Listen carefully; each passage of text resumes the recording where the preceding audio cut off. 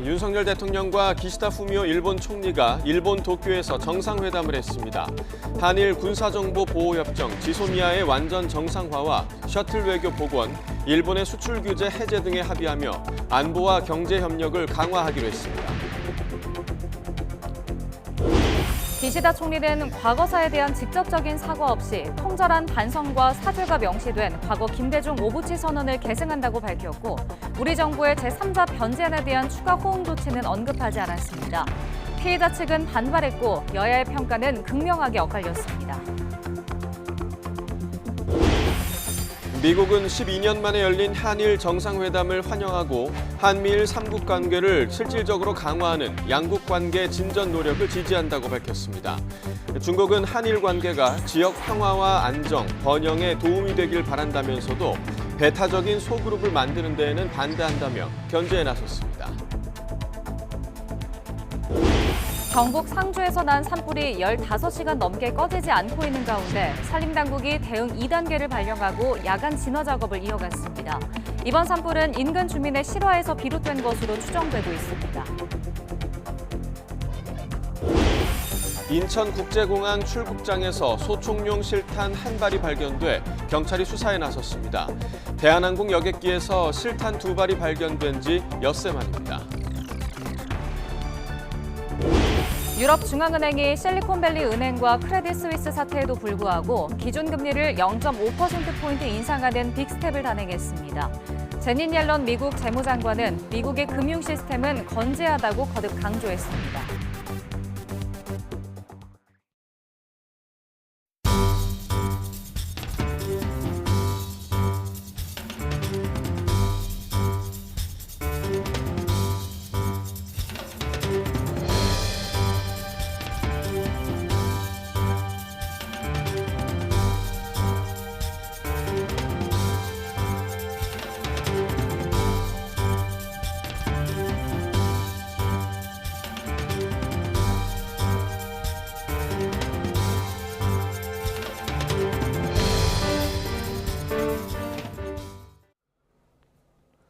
시청자 여러분 안녕하십니까? 3월 17일 금요일 굿모닝 YTN 2부 시작합니다. 1박 2일 동안 일본을 실무 방문한 윤석열 대통령이 기시다 일본 총리와 마주했습니다. 1시간 25분 동안 회담을 진행한 두 정상은 한일 관계 새 시대의 첫걸음이라고 평가했습니다. 일본 도쿄에서 박소정 기자가 전해드립니다. 한일 정상회담 장소는 기시다 일본 총리의 관저였습니다. 윤석열 대통령과 기시다 총리는 비공개 소인수 회담과 확대 회담을 이어갔습니다.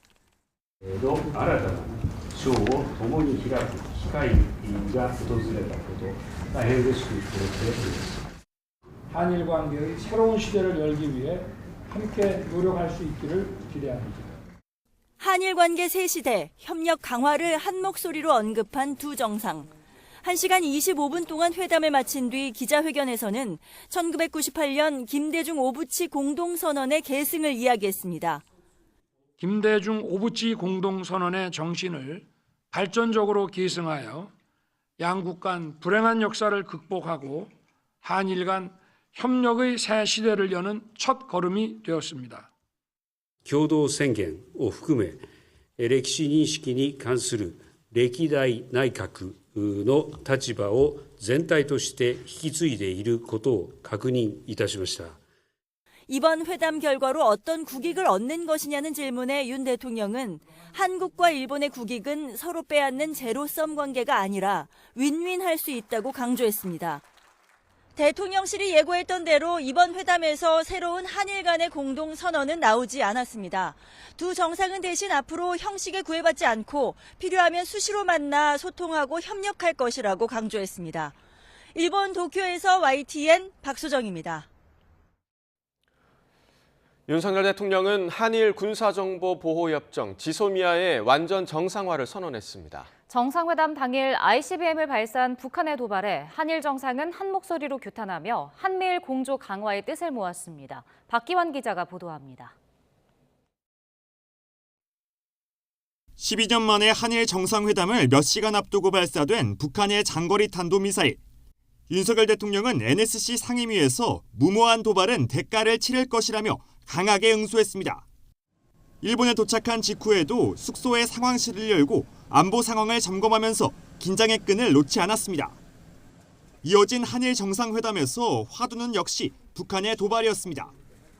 마주 앉은 두 정상은 한 목소리로 북한을 규탄하며 한일, 한미일 공조 필요성에 공감했습니다. 북한의 핵 미사일 위협이 동아시아뿐 아니라 국제사회의 평화와 안정에도 큰 위협이 되고 있습니다. こうした現下の厳しい戦略環境の下で日韓、さらには日韓米の連携をさらに進めていくことについても議論をしたいと思います。 이후 정상회담을 마치고 윤 대통령은 한일 군사정보보호협정 지소미아의 완전 정상화를 선언했습니다. 지난 2019년 일본의 수출 규제 조치에 맞서 문재인 정부가 종료를 선언한 뒤 3년여 만입니다. 한국의 국익은 일본의 국익과 제로섬 관계가 아닙니다. 북핵 미사일의 발사와 항적에 대한 정보를 양국이 공유하고 대응할 수 있도록 해야 된다고 생각합니다. 한일 정상은 또 차관급 안보 전략 대화를 재개하고 NSC 차원의 경제 안보 대화를 출범하기로 하는 등 보다 적극적인 차원의 안보 협력을 약속했습니다. YTN 박기환입니다. 기시다 후미오 일본 총리는 공동 기자회견에서 강제동원 해법안에 대한 호응 조치는 무엇이냐는 질문에 즉답을 피했습니다. 하지만 대통령실은 김대중 오부치 담화를 계승하겠다는 뜻을 밝힌 것만으로도 충분한 사과라고 해석했습니다. 박서경 기자입니다. 윤석열 대통령의 방일 물꼬를 튼 건 한국이 내놓은 강제징용 문제 해법안입니다. 윤 대통령은 지난 2018년 대법원 판결이 앞선 협정 내용과 다르다며 구상권 행사도 상정하지 않고 있다고 못 박았습니다. 2018년에 그동안 정부의 입장과 또 정부의 65년 협정 해석과 다른 내용의 판결이 선고가 됐습니다. 그럼 구상권 행사라는 것은 상정하고 있지 않습니다. 국내 부정 여론이 확산하는 가운데 시선은 기시다 총리 입으로 향했습니다. 기시다 총리는 김대중 오부치 담화를 언급하며 역사인식에 대해 같은 입장을 이어가고 있다고 했지만 일본 측의 호응 조치를 묻자 앞으로 하나씩 해나가겠다며 즉답을 피했습니다. 강제징용 피해를 한반도 출신 노동자 문제라고 표현하며 시각차를 보이기도 했습니다. 今後とも両国で頻繁に連携し、一つ一つ具体的な結果を出していきたいと思っています。 대통령실은 역대 일본 정부가 50여 차례 사과한 바 있고 이번에도 담화를 계승한다고 한 말에 이미 사과가 포함돼 있다고 설명했습니다. 그러면서 미래 세대를 위해서 새로운 역사적 창을 열었다는 측면에 대해 평가해달라고 덧붙였습니다. 하지만 우려의 목소리는 여전합니다. 한국에 대한 호응 조치는커녕 오히려 일본의 요구가 더 강해질 수 있다는 겁니다. 호응 조치라는 것을 아직은 전혀 생각하고 있지 않다라는 것을 그냥 드러낸 발언이었고요. 앞으로도 계속 아쉬움으로 남을 것입니다. 왜냐하면 이것을 계기로 오히려 일본의 요구는 더 강해질 것이기 때문입니다. 대통령실은 충분한 사과라고 평가했지만 일본의 진정성 있는 사과를 끌어내진 못했다는 지적은 계속될 전망입니다. YTN 박서경입니다. 일제 강제동원 피해자 측은 한일 정상회담 결과에 대해 피해자들의 권리와 대법원 판결을 무시한 것과 다름없다고 비판했습니다.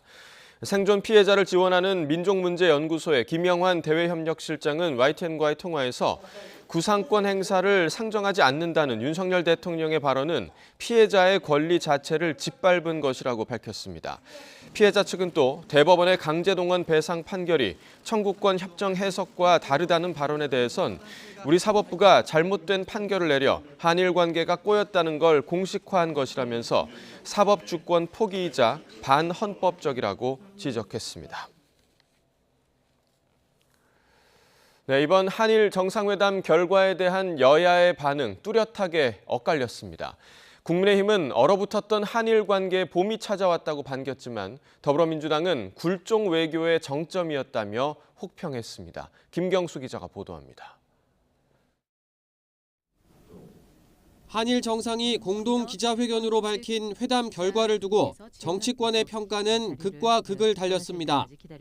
여당인 국민의힘은 대통령의 결단으로 얼어붙었던 한일 관계에 봄이 찾아왔다고 환영했습니다. 한일 양국이 모든 방면에서 문을 열고 협력해야 한다는 겁니다. 평화와 발전을 위해 함께할 협력 파트너라는 데 인식을 같이 했습니다. 윤석열 대통령의 결단으로 한일 공동 번영의 새 시대가 열린 것입니다. 반면 더불어민주당은 굴종 외교의 정점이었다며 깎아내렸습니다. 일본 정부의 사과는 없었고 받은 건 없이 내주기만 했다며 또 한 번의 외교 참사라는 겁니다. 대일 굴종 외교를 미래지향적 한일 관계를 위한 결단이라고 호도하지 마십시오. 일본의 사과와 반성, 배상 없는 미래지향적 한일 관계는 기만입니다. 회담 전에도 여야 신경전은 종일 이어졌습니다.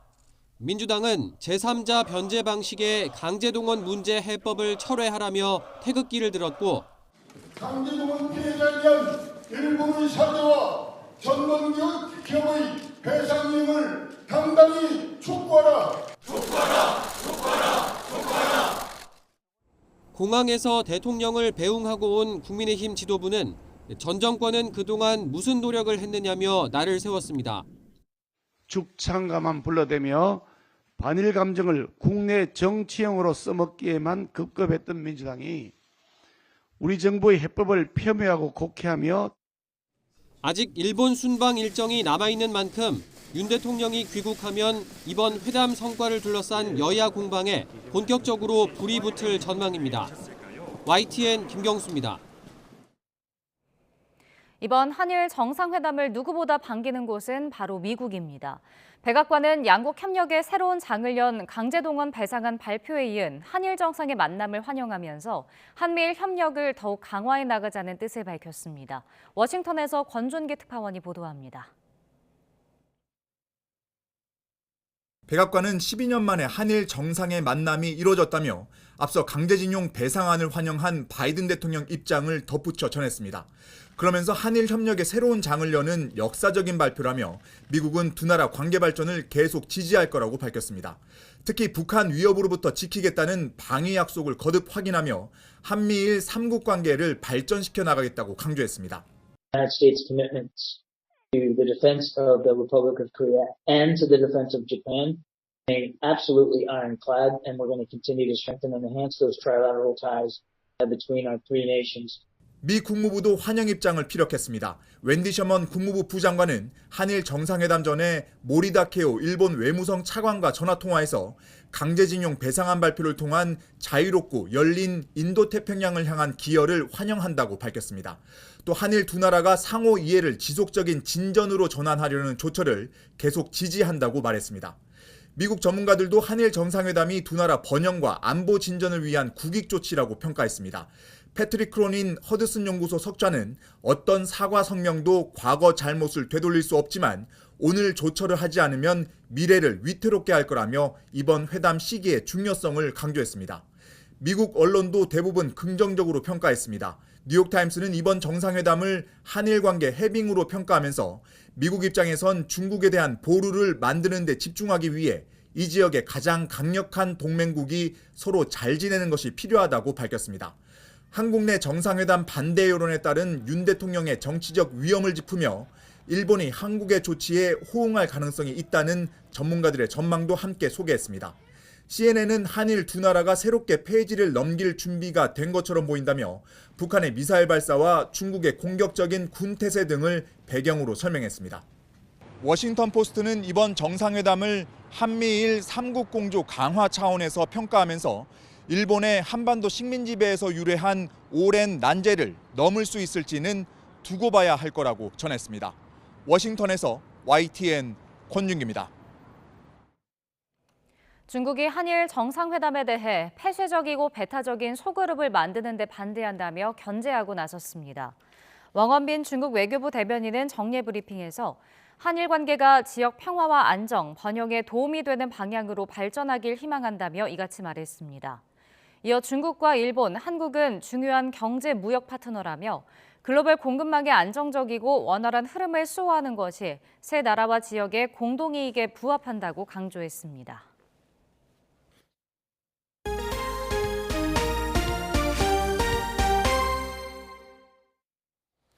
네, 어제 경북 상주에서 난 불이 바람을 타고 확산하면서 산불 대응 2단계가 내려졌습니다.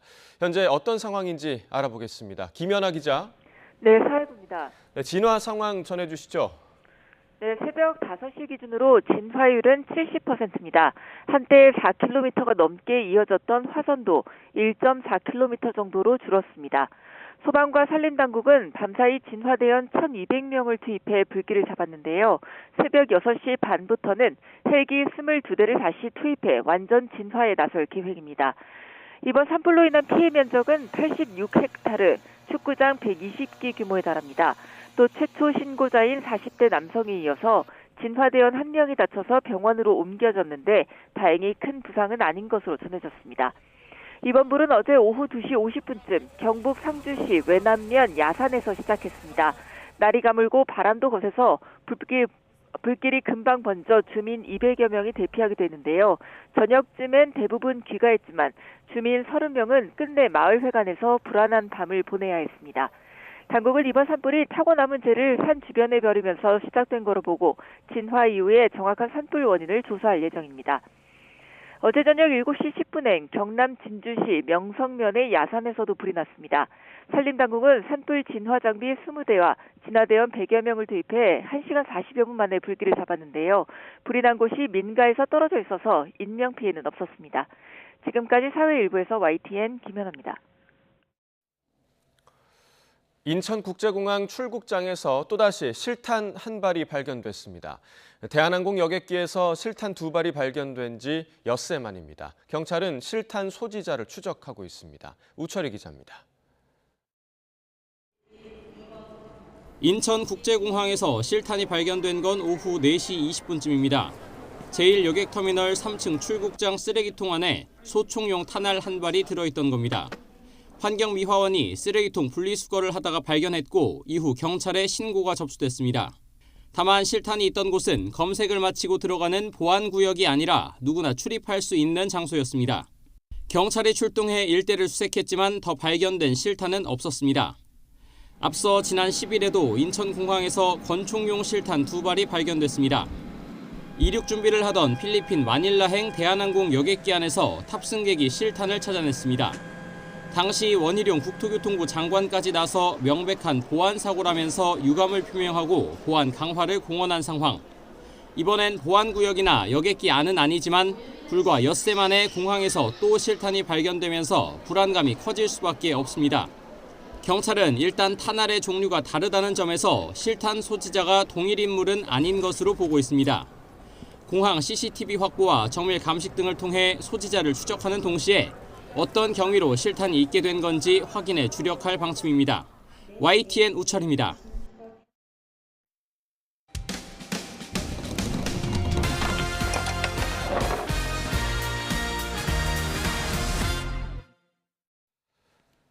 (10대들의) 폭력 사건이 끊이질 않고 있습니다. 전남 목포에서 중고등학생들이 또래를 무차별 폭행한 혐의로 경찰에 붙잡혔는데요.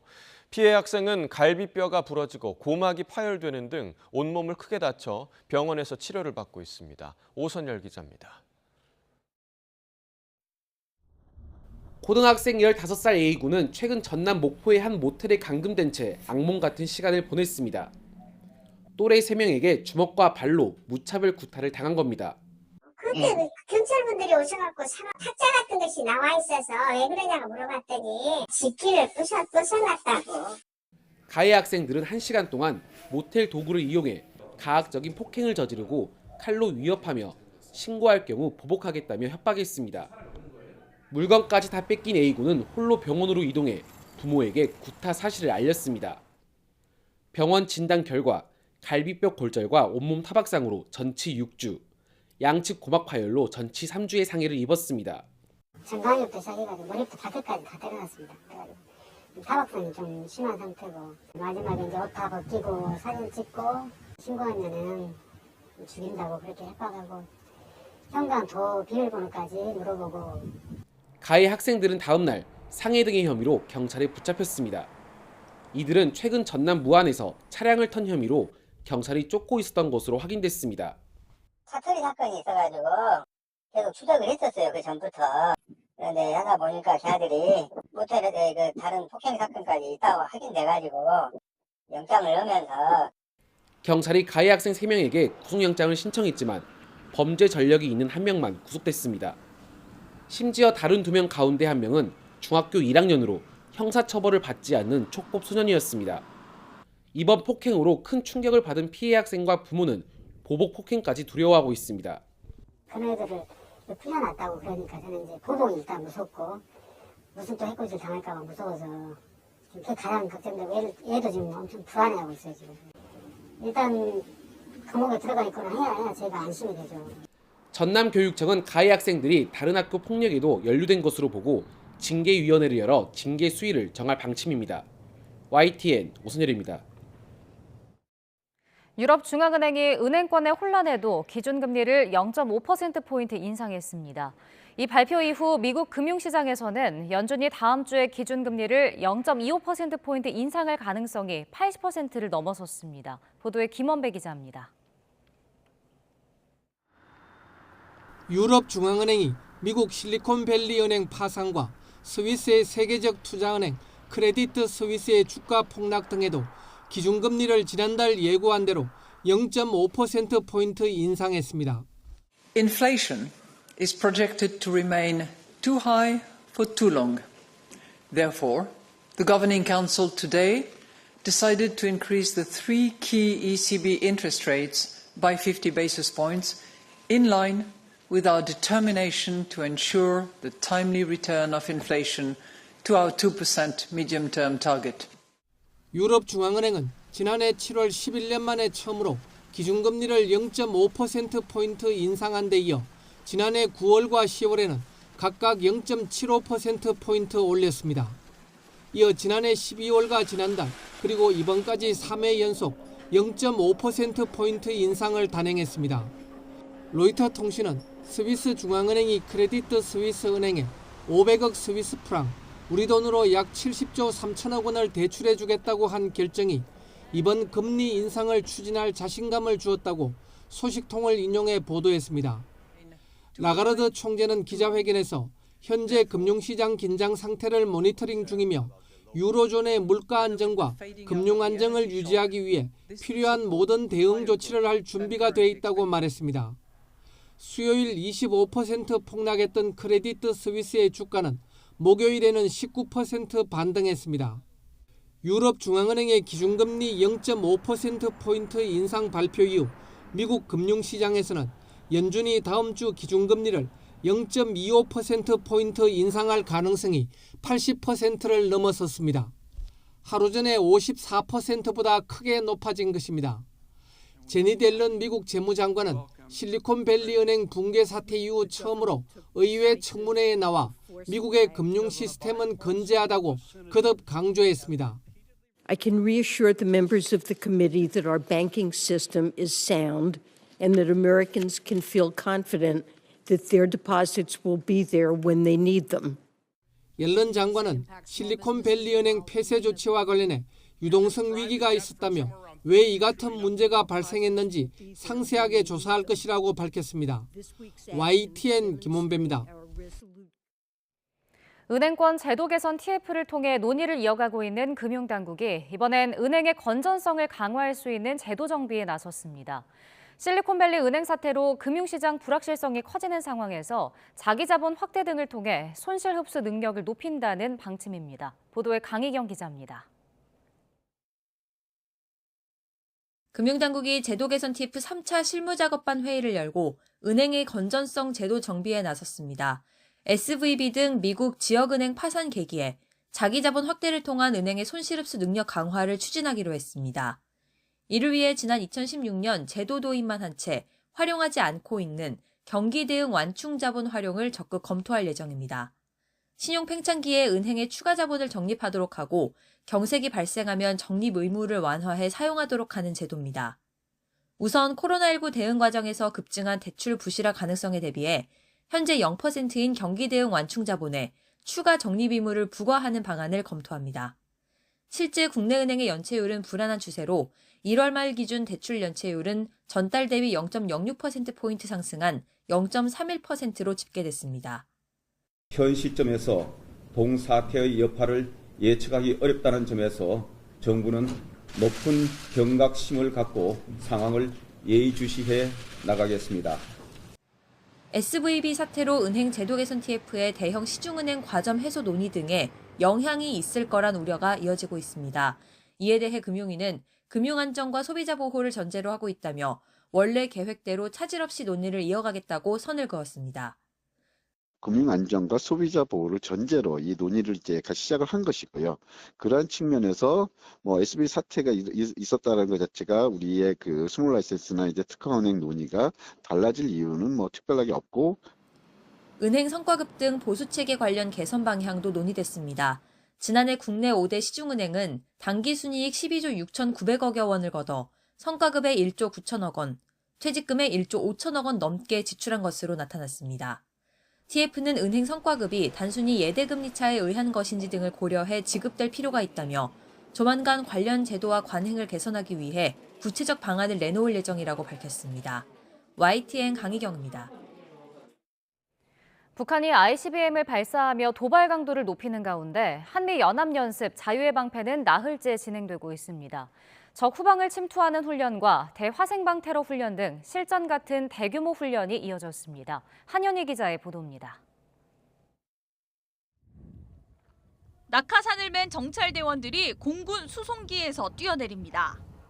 전투력과 장비, 물자를 항공으로 이동시켜 전투 지역이나 적의 후방 중심 지역으로 침투하는 공정작전에 나선 겁니다. 합동 자산과 연계한 야외 기동 훈련을 통해 신속 대응 사단의 임무와 역할에 부합되는 작전 수행 능력을 향상시킬 수 있었습니다. 착륙지대를 확보한 뒤에는 헬기로 이동한 지상군 병력이 적군을 공격하는 공중 강습 작전이 이어집니다. 거친 벌판에 착륙한 헬기에서 뛰어내리자마자 일사불란하게 경계 대응을 갖추는 장병들. 20kg이 넘는 완전 군장이지만 한순간에 멈칫거림 없이 신속하게 움직입니다. 이번 훈련에는 장병 1,500여 명과 공군 수송기, 육군 헬기 등 30여 대의 항공 전력이 투입됐습니다. 또 이와 연계해 야간까지 공격작전, 도시지역 작전 등이 계속됐습니다. 이번 훈련으로 사단의 임무와 특성에 대해 더 이해할 수 있는 계기가 되었고 할 수 있다는 자신감을 가지고 주어진 임무를 완수해 나가겠습니다.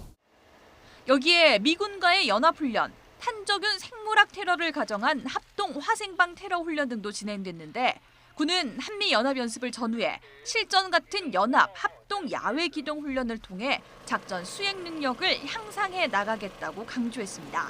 YTN 한현입니다. 김승겸 합참의장이 한미연합연습 자유의 방패를 시행 중인 연합지상군 구성군사령부를 방문해 연습 상황을 점검했습니다. 김 의장은 사령부 전시 지휘소를 찾아 적의 전쟁 수행 의지를 말살시켜야 한다며 실전적이고 강도 높은 연합연습을 통해 유사시 작전 태세를 더욱 강화해달라고 당부했습니다.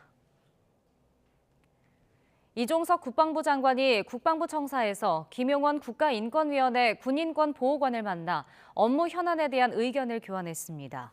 이 장관과 김 보호관은 인권 침해 사고 시 신속하고 투명한 처리와 피해자 보호가 중요하다며 사고 예방을 위해서 인권 교육을 체계적으로 발전시켜 나가야 한다는 데 공감했습니다.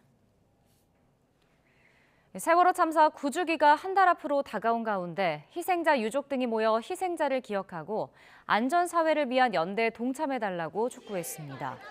4.16 세월호 참사 가족협의회 등은 서울 중구 세월호 기억공간 앞에서 기자회견을 열고 다음 달 16일까지 기억과 약속의 달로 선포하면서 시민들에게 희생자 기억과 추모에 동참해달라고 부탁했습니다. 경찰이 개정된 교차로 우회전 방법을 설명하는 전단을 제작 배포해 홍보를 강화하기로 했습니다. 서울경찰청은 슬기로운 우회전 운전 생활이라는 전단을 만들어 현장과 버스, 택시, 대형 전광판 등을 통해 다각적으로 홍보하겠다고 밝혔습니다.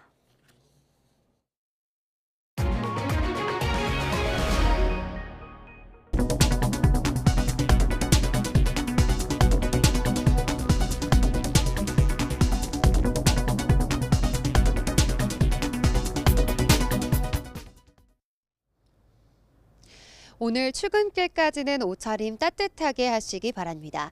현재 서울 기온은 0.9도로 예년보다 2도가량 낮아서 여전히 공기가 차가운데요. 다행히 낮부터는 완연한 봄 날씨를 되찾겠습니다. 오늘 서울 낮 기온은 14도로 예년보다 2도 그리고 어제보다 5도가량 높아 따뜻하겠습니다.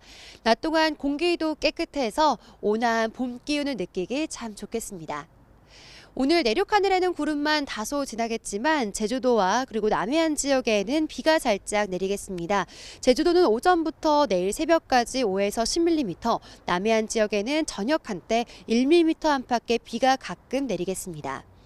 반면 비 소식 없는 내륙 지역은 대기가 더욱 메말라 가겠는데요. 나날이 건조특보가 확대되고 있는 만큼 화재 예방에 신경 써주시기 바랍니다. 오늘 아침은 어제만큼 공기가 쌀쌀합니다. 현재 서울은 0.9도, 춘천은 영하 2도, 광주 5.3도를 나타내고 있습니다. 낮 기온은 서울 14도로 중부지방은 어제보다 2에서 5도가량 높겠고요. 남부지방은 대구 14도, 광주 16도로 어제와 비슷하거나 조금 낮겠습니다. 주말과 휴일에도 맑고 따뜻한 봄 날씨가 이어집니다. 다만 내일 밤부터 중국발 스모그가 유입되면서 서쪽 지방을 중심으로 대기질이 탁해질 전망입니다. 오늘 낮부터 추위는 풀리겠지만 일교차 큰 날씨는 계속됩니다. 감기 등 환절기 질환에 걸리기 쉬우니까요. 얇은 겉옷을 여러 겹 겹쳐 입고서 시간대에 맞는 옷차림으로 보온에 신경 써주시기 바랍니다.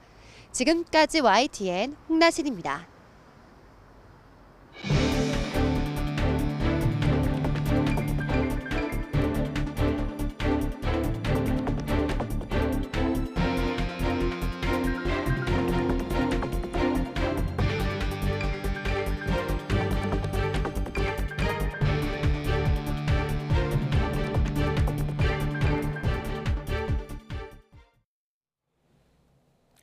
윤석열 대통령과 기시다 총리는 방일 첫날인 어제 4시간을 함께했습니다.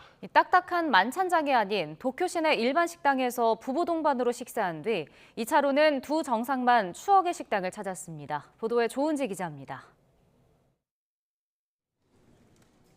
윤석열 대통령이 도착하기 1분 전부터 기시다 총리가 관저 정문에서 기다립니다. 마침내 차문이 열리고 환하게 웃는 두 사람. 지난해 11월 캄보디아 프놈펜 회담 이후 넉 달 만에 만난 두 정상의 악수는 길게 이어집니다.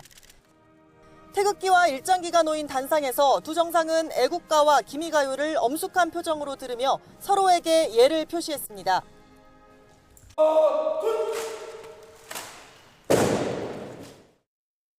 비공개 소인수회담 이후 윤 대통령과 기시다 총리는 한결 편안한 얼굴로 확대회담장에서 마주 앉았습니다. 今週、東京では早く桜が開花いたしましたが、本格的な春の訪れを迎えたこの日に한일 관계의 새로운 시대를 열기 위해 함께 노력할 수 있기를 기대합니다. 두 정상은 도쿄의 번화가인 긴자거리에서 친교 만찬을 진행했습니다. 유명 스키야키 식당에서 1시간가량 부부끼리 시간을 보냈습니다.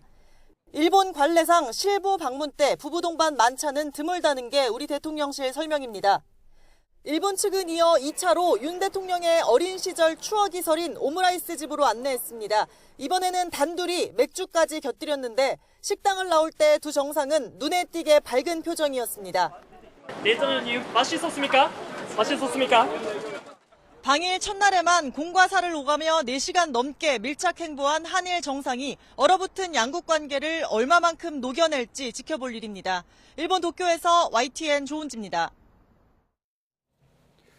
한일 정상은 이번 만남을 통해 12년 만에 한일 셔틀 외교를 복원하기로 합의했습니다. 기시다 후미오 총리의 답방은 올 여름이 될 것으로 보입니다. 보도에 신현준 기자입니다. 두 정상이 셔틀 외교 복원에 합의한 건 급변하는 국제 정세 때문입니다. 북한의 전례 없는 도발과 미중 경쟁 가속화, 세계 공급망 위기 속에서 이웃나라인 한일 간의 긴밀한 협력이 그 어느 때보다 중요하다는 판단에서입니다. 그간 얼어붙은 양국 관계로 인해 양국 국민들께서 직간접적으로 피해를 입어왔다는 데 공감하고 한일 관계를 조속히 회복 발전시켜 나아가자는 데 뜻을 같이 하였습니다. 新たな章を開くそのために今回、ユン大統領との首脳会談において、両国の首脳が形式にとらわれず、頻繁に訪問するシャトル外交を再開させることで一致をいたしました。 한일 셔틀 외교는 2004년 노무현 전 대통령과 고이즈미 주니치로 전 일본 총리가 합의하면서 처음 시작됐습니다. 한일 정상이 상대 나라에 오가며 정례 회담을 열고 소통을 확대하자는 목적이었습니다. 하지만 고이즈미 총리의 야스쿠니 신사 참배로 중단됐다가 이명박 전 대통령 때 복원했지만 이 전 대통령이 독도를 방문하면서 2011년을 마지막으로 다시 멈췄습니다. 이번 윤 대통령의 방일로 12년 만에 셔틀 외교가 부활한 셈입니다. 이후에 기시다 총리가 또 한국을 방문을 하고 이런 과정 속에서 하나하나 좀 만들어간다, 쌓아간다, 채워간다 이렇게 보면 될 것 같습니다. 다음엔 기시다 총리의 방한 차례인데 일본 언론들은 시기를 올 여름 6월에서 8월 사이로 내다봤습니다. 일본은 또 5월 일본 히로시마에서 열리는 주요 7개국 G7 정상회의에도 윤 대통령을 초대할 것으로 전해졌는데 두 정상 간의 신뢰관계가 더욱 돈독해지는 계기가 될 것으로 보입니다. YTN 신현주입니다.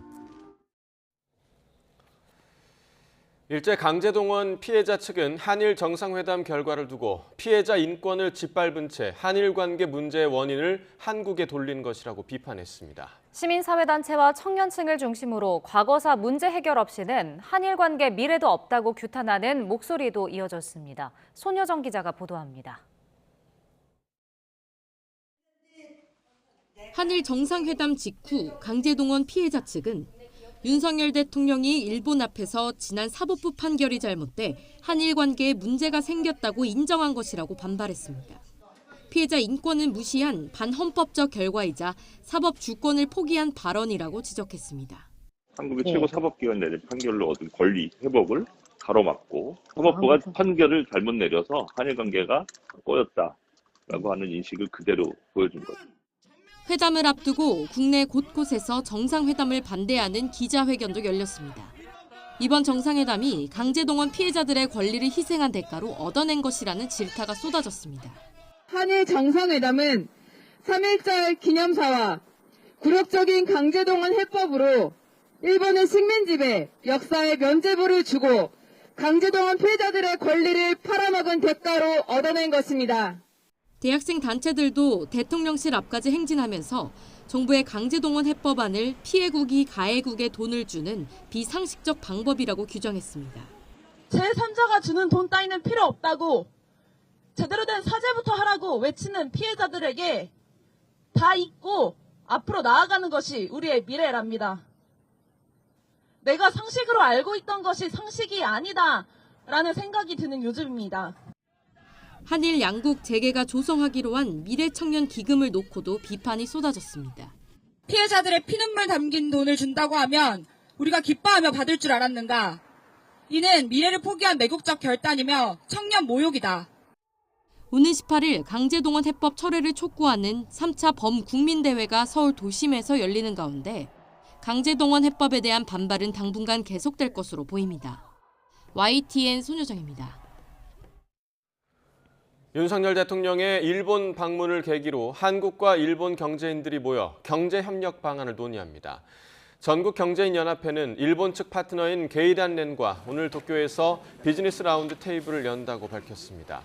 이 자리에는 이재용 삼성전자 회장과 SK 최태원, 현대차그룹 정의선, LG 구광모, 롯데 신동빈 회장 등 5대 그룹 회장이 참석합니다.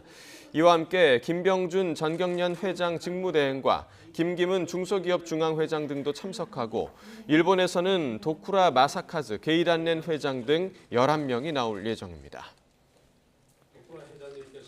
일본의 반도체 핵심 소재 수출 규제 해제와 관련해 경제계는 안정적 공급망을 확보할 수 있게 됐다며 환영의 뜻을 밝혔습니다. 대한상공회의소는 12년 만에 개최되는 한일 정상회담이 양국 경제협력의 새로운 도약이 되길 기대하고 정상회담에 맞춰 신속하게 추진된 수출 규제 해제가 기업 간 교류를 다시 활성화하는 계기가 될 것이라고 전망했습니다. 전경련도 일본이 강점을 갖고 있는 소재, 부품, 장비 분야에서 기술 교류가 활발해져 시너지를 낼 수 있을 것으로 내다봤습니다.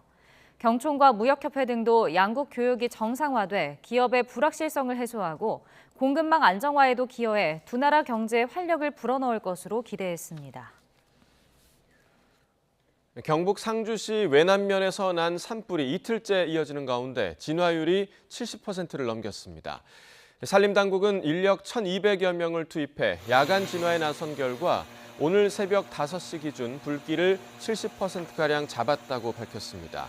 산불 영향 구역은 86헥타르, 축구장 120개의 면적에 달하는데 당국은 날이 밝자 헬기를 22대를 투입했습니다. 어제 오후 2시 50분쯤 시작된 불로 최초 신고자인 40대 남성 1명이 연기를 마셔 병원으로 옮겨졌고 불을 끄던 산불 진화대원이 떨어지는 돌에 다쳐 치료를 받고 있습니다.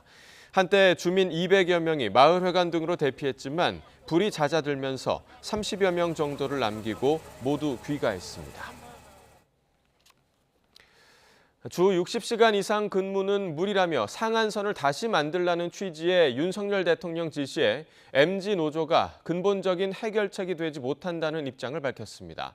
국민의힘은 부랴부랴 간담회를 열어 비판 여론 달래기에 나섰는데 민주당은 연일 맹공을 퍼붓고 있습니다. 황윤태 기자의 보도입니다. MZ노조인 새로 고침 노동자협의회는 주 60시간 이상 근무는 무리라며 근로시간 상한선을 다시 짜보라는 윤 대통령 지시에 비판적인 반응을 내놨습니다. 크게 공감이 되지 않고 공짜 노동을 방지할 수 있는 근본적인 해결책이 되진 못한다는 겁니다. 크게 공감 못하지만은 그렇다고 이게 60시간으로 제한을 했을 때 또 공짜 야근이나 그런 게 또 중시되는 해결책은 아니거든요. 국민의힘이 주최한 국회 토론회에서도 정부가 당초 제시한 근로시간 개편안에 MZ세대를 포함한 젊은 층의 우려가 쏟아졌습니다. 일과 삶의 균형, 워라밸이 중요해진 만큼 추가 근로를 원하는 경우에만 가능하도록 제도적 장치가 마련돼야 한다고 주문했습니다. 워라밸을 중시하는 그런 청년 세대의 그런 특성이 잘 반영돼서 추가 근로를 꼭 원하겠다라는 그런 의사를 밝힌 그런 근로자에 한해서 동의를 얻고 그렇게 실시가 됐으면 좋겠습니다. 정부와 여당은 정부 개편안으로 모든 노동자들의 근로시간이 늘어나는 건 아니라며 대안을 마련하겠다고 약속했습니다. 최장 69시간에서 장시간 근로시켜서 뭐 노동자 다 죽이는 것이냐 이렇게 가짜 뉴스가 나오는데 그것은 좀 너무 왜곡되게 해놓은 분들이고요. 이 제도가 제대로 정착되기 위한 제반 여건들을 구축하기 위한 행정적, 제도적 방안들도 같이 추진을 하겠습니다. 더불어민주당은 정부 개편안에 노동계약일 뿐이라며 연일 맹공을 퍼붓고 있습니다. 주 4.5일제를 향해서 가야 되는데 오히려 52시간을 넘어서서 69시간으로 가겠다고 하는 것은 제정신인가 하는 생각이 들 정도로 이해가 되지 않습니다. 정부와 여당 모두 근로시간 개편안 발표가 성급했다는 걸 인정하고 있는 만큼 싸늘하게 식은 여론을 되돌릴 방안을 다시 제시할 수 있을지 관심입니다. YTN 황유태입니다. 더불어민주당 이재명 대표가 오늘 공직선거법 위반 혐의 재판에 두 번째로 출석합니다. 서울중앙지방법원은 이 대표가 2021년 12월 방송 인터뷰에서 대장동 개발 담당자인 성남도시개발공사 고 김문기 처장을 시장 재직 때 몰랐다며 허위 사실을 퍼뜨린 혐의로 기소된 것과 관련해 두 번째 공판기일을 진행합니다. 이 대표는 같은 해 10월 국회 국정감사에서 백현동 한국식품연구원 부지 용도 변경에 대해서도 국토부의 요청에 따른 것이라고 거짓말한 혐의도 받고 있습니다. 유럽중앙은행이 미국 실리콘밸리 은행 파산과 스위스 세계적 투자은행 크레딧 스위스의 주가 폭락 등에도 기준금리를 3회 연속 0.5%포인트 인상했습니다. 유럽중앙은행은 현지 시각 16일 통화정책 이사회를 열고 기준금리를 3%에서 3.5%로 인상했습니다. 유럽중앙은행은 유로화를 사용하는 20개국 유로존의 은행 부문은 튼튼한 자본과 유동성을 보유한 덕에 회복력이 있다고 밝혔습니다. 그러면서 필요시 어떤 경우에도 유로존 금융 시스템을 지원하기 위해 충분한 유동성을 공급할 정책적 수단도 갖고 있다고 강조했습니다.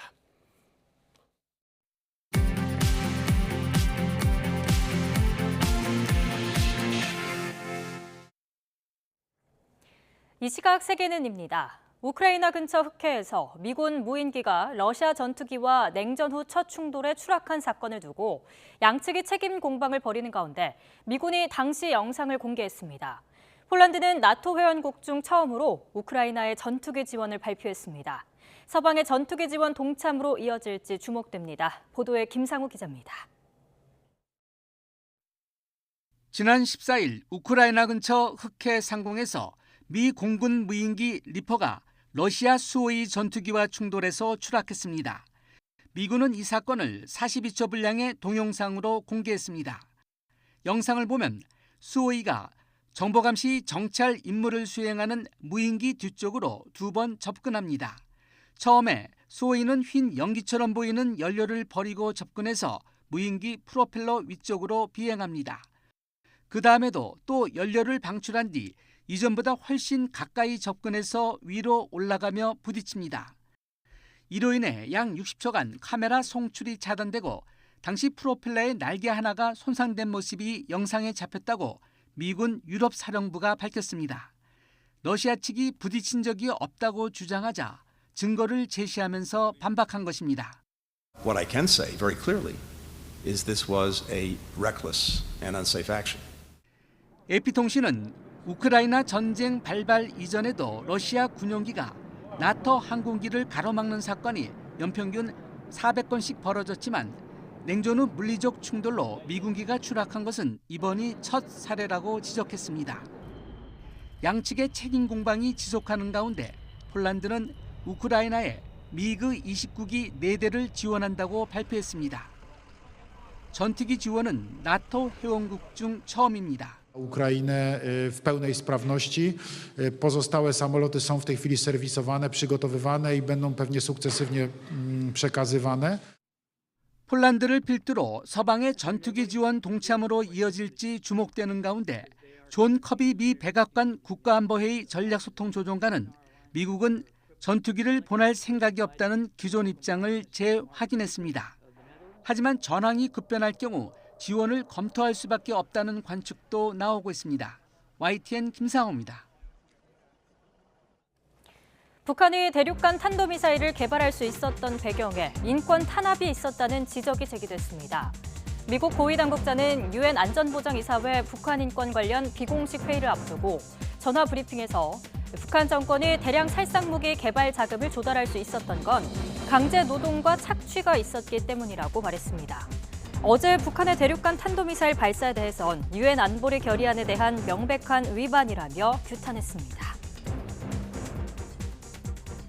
일본과 영국, 이탈리아 국방장관들이 차기 전투기 공동 개발에 합의했다고 교도통신이 보도했습니다. 하마다 야스카즈 일본 방위상과 벤 윌리스 영국 국방장관, 귀도 크로세토 이탈리아 국방장관은 도쿄 방위성에서 열린 3국 회담에서 이같이 합의했습니다. 3국 국방장관 회담이 열린 건 이번이 처음인데요. 앞서 3국 정상은 지난해 12월 차기 전투기를 2035년까지 개발한다는 공동성명을 발표한 바 있습니다. 현행 62세인 정년을 64세로 연장하는 내용 등의 연금 개혁을 추진 중인 프랑스 정부가 관련 법안의 하원 표결을 건너뛰고 바로 입법할 수 있는 헌법 조항을 사용해 연금 개혁을 강행하기로 했습니다. 에마뉘엘 마크롱 대통령은 현지 시간 16일 하원 표결을 앞두고 이같이 결정했다며 AFP-통신 등은 보도했습니다. 프랑스 헌법 제49조 3항에 따라 정부는 긴급한 상황이라고 판단됐을 때 강요회의를 통과한 법안을 총리의 책임 아래 의회 투표 없이 통과시킬 수 있습니다. 중국에서 불결한 환경 속 절임식품을 제조하는 과정이 현지 매체를 통해 공개됐습니다. 광둥TV는 산터우의 쏜차이 제조 공장 직원들이 담배를 물고 지저분한 바닥에서 절인 채소를 다듬고 절임통에 담은 채소를 맨발로 밟는가 하면 바닥에 떨어진 채소를 씻지도 않고 포장용 상자에 그대로 놓는 비위생적인 생산 과정을 폭로했습니다. 지금까지 이 시각 세계는 이었습니다.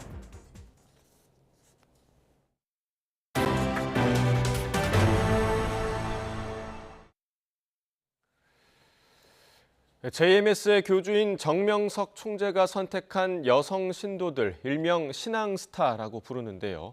일반 신도들보다 우월한 지위를 가지는 이 신앙스타에게 수년 동안 돈을 뜯기는 건 물론이고 무리한 성관계를 강요당했다는 폭로가 나왔습니다. 안동준 기자가 피해자의 이야기를 직접 들어봤습니다. 지난 18년 동안 기독교 복음 선교회, 일명 JMS 신도로 활동해온 30대 A씨. 20대 때 필리핀으로 이주해 종교 생활을 이어갔는데 여기서 이른바 신앙스타라고 불리는 필리핀 여성 신도 B씨와 교회 지도자 한국인 여성 C씨를 만났습니다. 이들은 교회 후원금을 명목으로 A씨에게 돈을 뜯어가기 시작했는데 알고 보니 이 돈은 이들의 개인 사업을 위한 용도로 사용되고 있었습니다. 본인들 사업을 하기 위해서, 사업 확장하기 위해서 저한테 돈을 요구했고 그것조차도 신도들을 위한 거라고. 여기에 A씨가 갑작스럽게 교통사고를 당하면서 이들이 A씨 병원비를 대납해줬고 이때부터 A씨는 생활비를 제외한 모든 돈을 이들에게 보내기 시작했습니다. 병원비를 썼던 돈, 그 내역을 찾아보니까 제가 보냈던 돈이 훨씬 더 많더라고요. 나중에 와서 제가 달라고 했을 때 모르는 일이라고 얘기를 했었거든요. A씨는 신앙스타라고 불리는 필리핀 여성 신도 B씨에게 더 황당한 요구를 받았다고 주장합니다. 이런 B씨가 자신이 JMS 교주, 정명석 총재의 계시를 받았다면서 A씨에게 옷을 벗거나 자위하는 영상을 찍어 보내라고 했다는 겁니다. 정명석이 직접 발탁한 여성 신도들인 신앙스타는 정명석을 메시아로 믿는 신도들에게 절대적인 영향력을 행사해왔기 때문에 A씨는 이를 거절할 수 없었다고 말합니다. 처음에는 가볍게 스킨십 정도를 하였고 나중에 와서는 더한 것까지 요구를 하더라고요. 예수님이 이 계시자를 통해서 사랑을 보여주시는 거구나. 그렇게까지 믿게 되더라고요. B씨는 정명석을 만나면 이렇게 해야 한다면서 A씨에게 성관계를 요구하기도 했는데 어린 나이에 그저 구원받을 수 있다고 믿었던 A씨는 이러한 요구에 여러 차례 응했다고 말했습니다. 반복되는 요구에 이상하다는 생각이 들었던 A씨는 한국인 지도자 C씨에게 이 일을 토로했지만 사실상 이를 방관했다고 주장했습니다. 정말 이상한 게 아니라는 식으로 저한테 얘기를 하더라고요. 그렇게 요구를 받다 보니까 이게 당연한 거구나 판단을 하게 되더라고요. 한국으로 돌아와 비로소 자신이 당한 일이 범죄였다는 걸 인식하게 된 A씨는 탈퇴 신도들이 모인 인터넷 커뮤니티에 자신이 당한 피해를 적어 올리기 시작했습니다. 얼마 후 B씨에게 글을 쓰는 것을 중단하지 않으면 법적 조치를 취하겠다는 협박성 이메일을 받기도 했지만 용기 내 피해 사실을 YTN에 제보했습니다. 한국에서만 일어나는 일들이 아니라 해외에서도 2차 가해자들이 많이 늘어나고 제가 이런 걸 폭로함으로써 알고서 그 사람들도 자기 인권을 찾고 새로운 삶을 살았으면 좋겠다는 생각이 들어요. 취재진은 신앙스타인 B씨와 C씨에게 전화와 SNS를 통해 여러 차례 연락을 시도했지만 아무런 입장을 듣진 못했습니다. YTN 안동준입니다. 오늘 낮부터는 날이 다시 따뜻해집니다. 현재 서울 기온은 0.9도로 여전히 쌀쌀하지만 한낮에는 14도까지 오르며 어제보다 5도가량 높아 온화하겠습니다. 다만 일교차가 크게 벌어지는 만큼 옷차림 잘해주시기 바랍니다. 오늘 내륙 하늘은 구름만 지나겠지만 제주도는 오전부터 내일 새벽까지 5에서 10mm, 남해안에도 저녁 한때 1mm 안팎의 비가 살짝 내리겠습니다. 반면 내륙 지역은 대기가 여전히 건조하겠습니다. 불씨 관리 잘 해주시기 바랍니다. 현재 기온 살펴보면 서울은 0.9도, 춘천은 영하 2도로 어제와 비슷하게 출발하고 있고요. 낮 기온은 서울 14도, 광주 16도, 대구 14도로 15도 안팎을 보이며 온화하겠습니다. 주말과 휴일에도 맑고 온화하겠지만 일교차가 크겠고요. 서쪽 지역은 내일 밤부터 공기가 탁해지겠습니다. 날씨였습니다. 네, 굿모닝 YTN 2부 마칩니다. 잠시 후 3부에서 뵙겠습니다.